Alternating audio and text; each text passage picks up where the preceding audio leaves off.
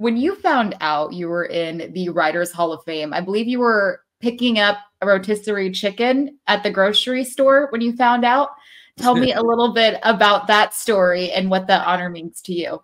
Yeah, well, I was at the Harris Teeter grocery store, and I thought, if the call is going to come, I was told it would come at 11:30 in the morning, so I had time to go do grocery shopping. And since I was a nervous wreck anyway, which I always am, and I go to the grocery store every day anyway, I was dragging a rotisserie chicken through the self-serve scanner when Jack O'Connell called, and he only calls if you win. So I thought, oh my gosh, this could be it. And I literally started to cry right there at the Harris Teeter. I mean, I'm not sure that's ever happened from any recipient of this award. So the next morning, after I got through 24 hours, Johnny Bench, the greatest catcher of all time, called me on the phone.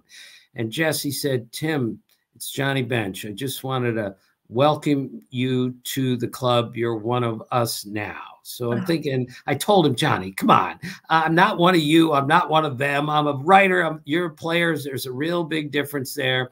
And, you know, and then he says to me, he says, you know, Tim, it's moments like this that take you back to Little League. And here I'm just about ready to start to cry again. And Johnny says, and let's face it, Tim, you could still fit into a Little League uniform, would you? So Johnny Bench made me laugh while almost making me cry. And ever since that day, my life has changed. I could tell you 1,000 stories, but I won't. But that weekend in Cooperstown is like nothing I will ever forget. It was the greatest professional moment of my life, and I can't imagine anything coming close to topping that.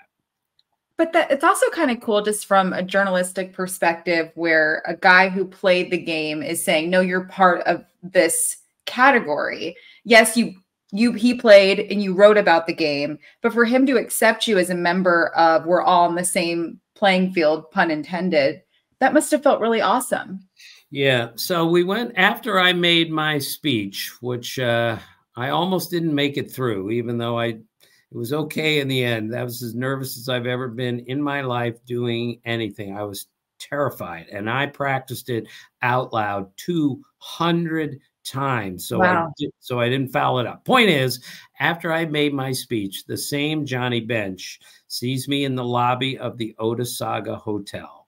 He takes me out onto the porch, and he says, and it's overlooking this unbelievably gorgeous lake. He says, I want you to sit down and I want you to look at that lake for 1 minute.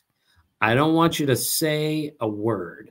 I just want you to think about where you are, how you got here, and how many people helped you get here.